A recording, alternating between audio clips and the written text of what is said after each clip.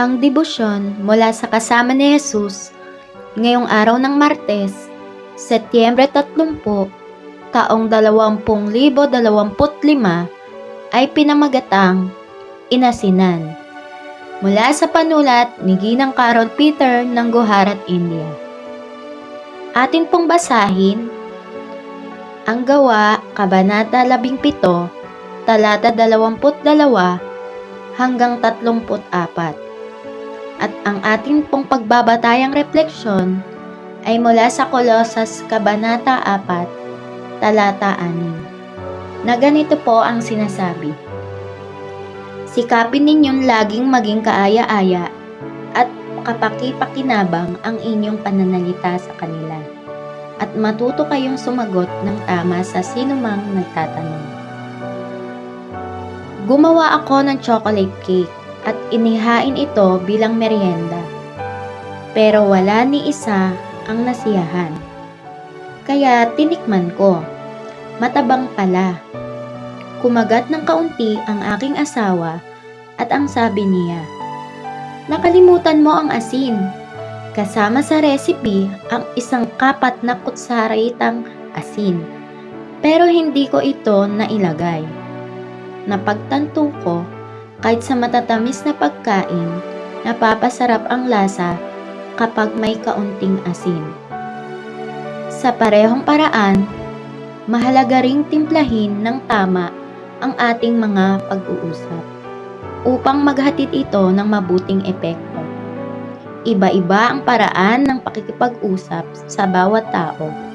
Mahalaga na maging mapagbigay, magalang at makatao tayo sa pagbabahagi ng ating mga saloobin.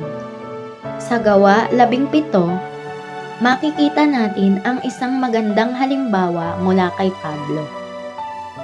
Bagamat nabagabag siya sa dami ng mga Diyos-Diyosan sa Atenas, pinuri pa rin niya ang mga Griego sa kanilang pagiging reliyoso. Marami silang templo sa iba't ibang Diyos. Mayroon pa nga silang altar para sa isang di kilalang Diyos.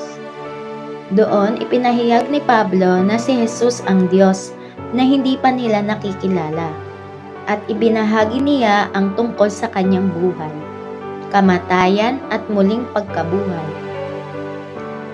Ang asin sa mga salita ni Pablo ang naging dahilan kung bakit naging kaaya-aya ang kanyang mensahe.